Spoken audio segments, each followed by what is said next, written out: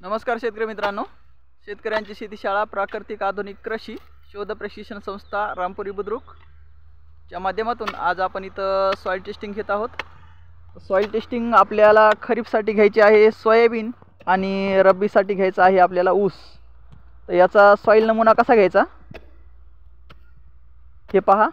Soil नमुना घ्यायचा आहे। सोयाबीनला आपल्याला माती पाहिजे, सोयाबीनची मुळी किती खोल जाते, फक्त 6 इंचापर्यंत। तर आपल्याला 6 इंचापर्यंतची माती सोयाबीनसाठी घ्यायची, म्हणजे आपल्याला मुळाच्या सानिध्यातील माती पाहिजे। मुळाच्या सानिध्यामध्ये कोणकोणते न्यूट्रिशन आपल्या जमिनीमध्ये अवेलेबल आहेत आणि कोणते न्यूट्रिशन आपल्या पिकाच्या योग्य वाढीसाठी आवश्यक आहेत हे समजण्यासाठी आपण माती परीक्षण करत आहोत। तर ऊसासाठी आपल्याला 1.5 फुटापर्यंत माती घ्यायची, कारण ऊसाचे मूळ खोल 1.5 फूट जातं आणि लांब जातं जवळपास 7 फूट लांब। तर मुख्य वाढणारं जे मूळ सूट आहे ऊसाचं हे 1.5 फुटापर्यंत जातं, त्यासाठी 1.5 फुटापर्यंत ऊसासाठी आपल्याला माती पाहिजे आणि 6 इंचापर्यंत आपल्याला सोयाबीनची माती पाहिजे।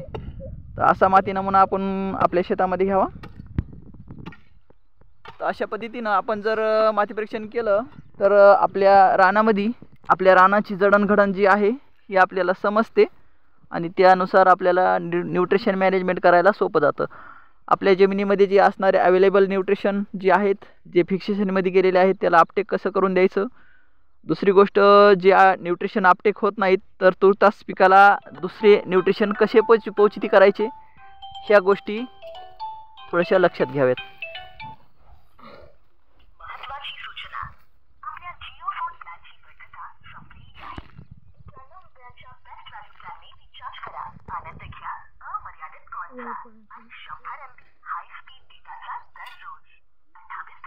उकरा थोडं, 1 फूट जवळपास झाले, 1 फूट जवळपास झालंय म्हणलं। 1.5 फूट अजून अर्धा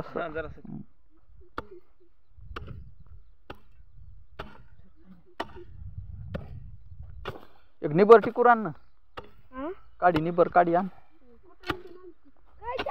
काही आण, मी एक फीक काडी नाही एखादा लाकूड धसकट माती कोरायला, माती कोरायला एका साईडनं कोरून घ्यायला माती। उसाचे धसकडे निघालेत का,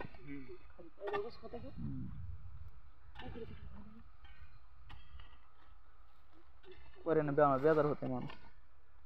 काय झालं, कुदळ निघली तिथे